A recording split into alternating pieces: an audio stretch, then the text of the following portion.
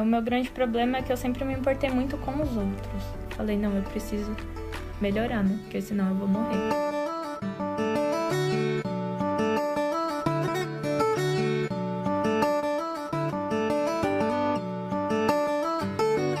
Fala galera, eu sou a Juliana do Vestindo a Pele. Hoje eu tô aqui com a Gabriela. Tudo bom, Gabi? Tudo bem. Gabi, conta um pouco pra gente da história do seu corpo. Bom, meu corpo ele já passou por várias transformações desde a minha infância. Eu sempre fui, né, até então, muito gordinha, desde criança. Eu sempre fui aquela criança acima do peso. Ele mudou na adolescência, quando eu tive anorexia e bulimia.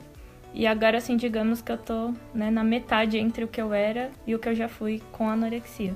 Então, eu sempre tive constante mudança do meu corpo. Antes de você sofrer com a anorexia e a bulimia, qual era a sua relação com o seu corpo? Era boa. Não vou falar que era ruim, era boa. O meu grande problema é que eu sempre me importei muito com os outros.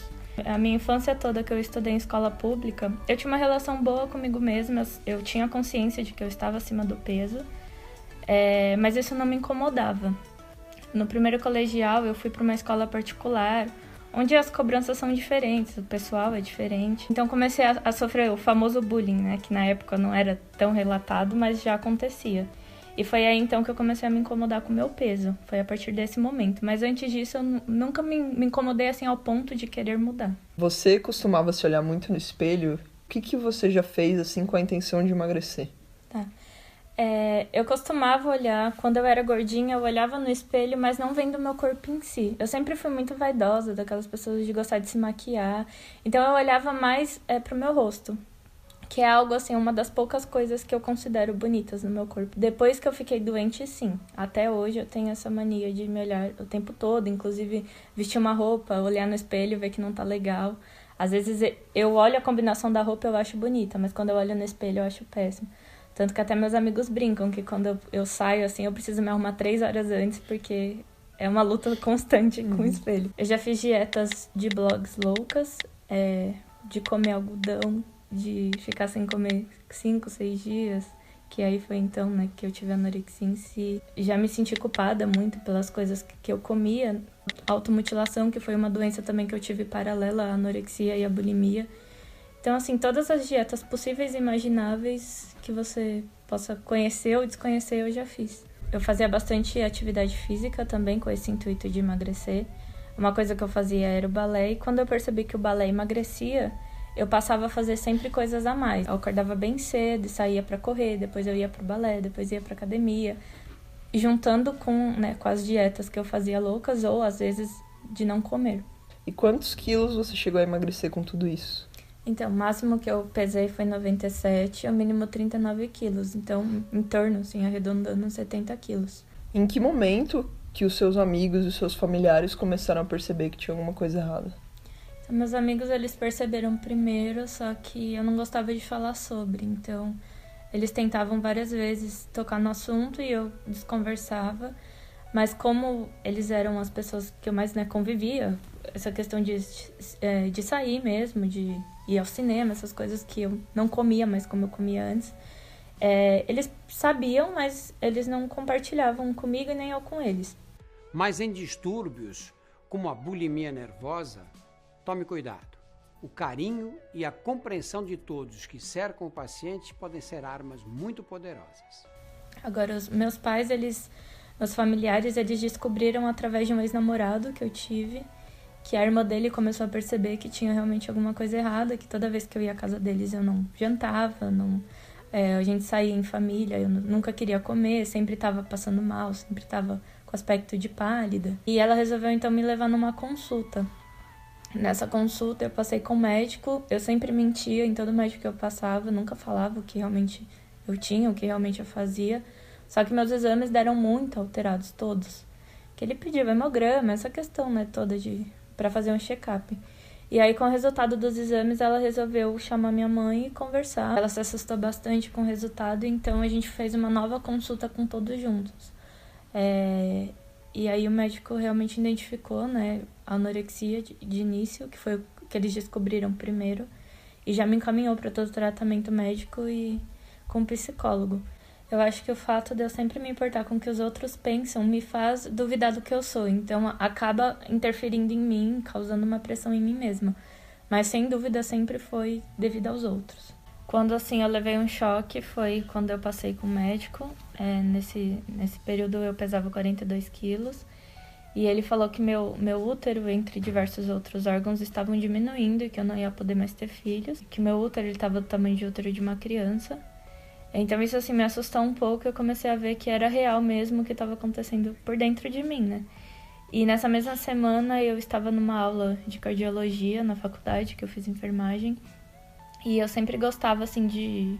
A professora sempre pedia alguém, né, pra exemplificar o que ela estava explicando, e ela pediu para que eu corresse. A gente estava no segundo andar, no centro de simulação, ela pediu para que eu corresse até o térreo e voltasse, que ela ia fazer um exame, o eletrocardiograma, na própria sala de simulação para mostrar pra gente, né, como que funcionava. E eu fui correndo. Quando eu cheguei lá embaixo, eu quase desmaiei. Eu me senti fraco, segurança me pegou. Eu respirei fundo, tomei água e subi correndo também. Quando eu cheguei na sala, ela colocou os eletrodos e fez o exame. E aí, assim, eu lembro até hoje da cara dela de surpresa. Ela tirou rapidamente, pediu pra outra amiga fazer isso e ela falou assim, você vai agora pro hospital.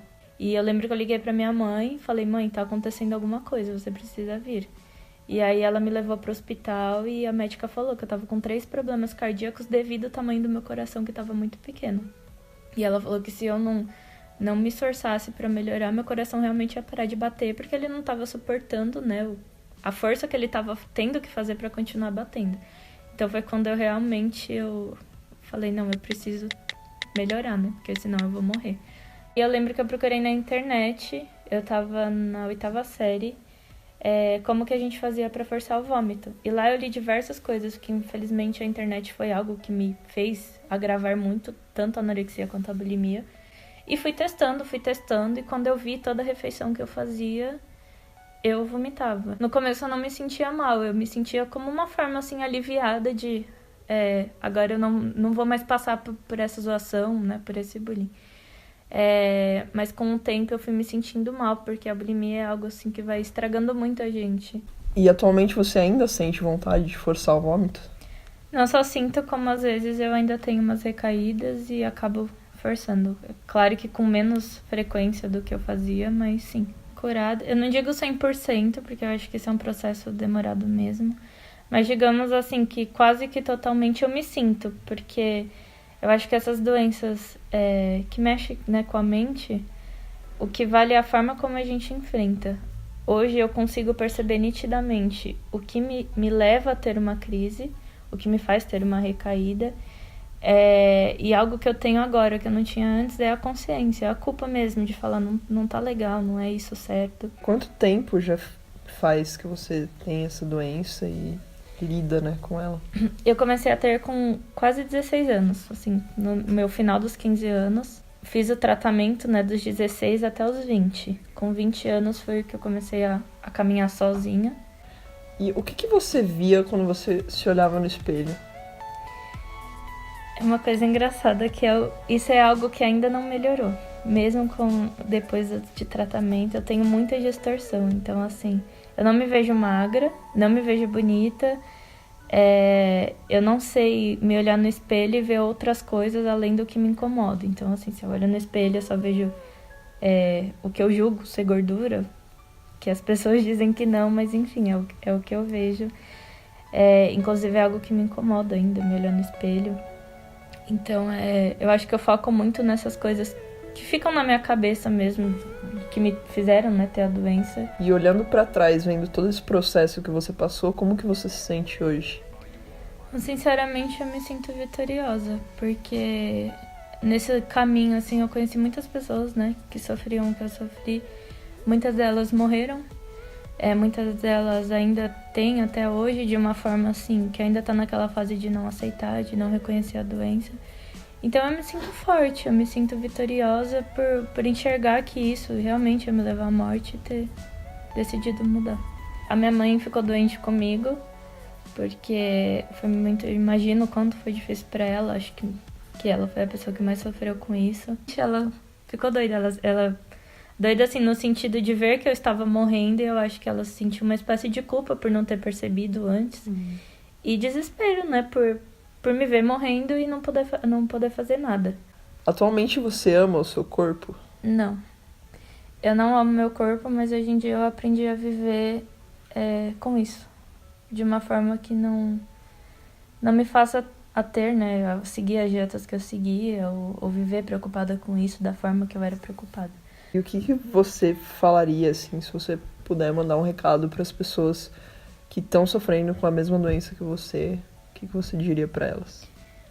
Não desistir e ser humilde ao ponto de perceber que, sim, nós precisamos de ajuda. Às vezes a gente acha que a gente tem o controle das situações, mas a gente não tem. A gente sempre quer emagrecer e a gente nunca quer parar. Também o que eu falaria é para se apegar a pessoas ou coisas que fazem, né, essa pessoa doente feliz, porque isso motiva a gente a querer melhorar. O que importa não é o que está por fora, mas sim o que a gente é por dentro. E o que está por fora a gente pode mudar de forma saudável se não faz a gente contente. Mas o nosso caráter, o que está por dentro, a gente sempre tem isso. Então isso que tem que ser o nosso valor. Porque eu acho que pode ter muita gente que está passando por isso e às vezes ouvir isso de uma pessoa que já teve essa experiência ajuda bastante, né? A ter força de lutar mesmo contra isso.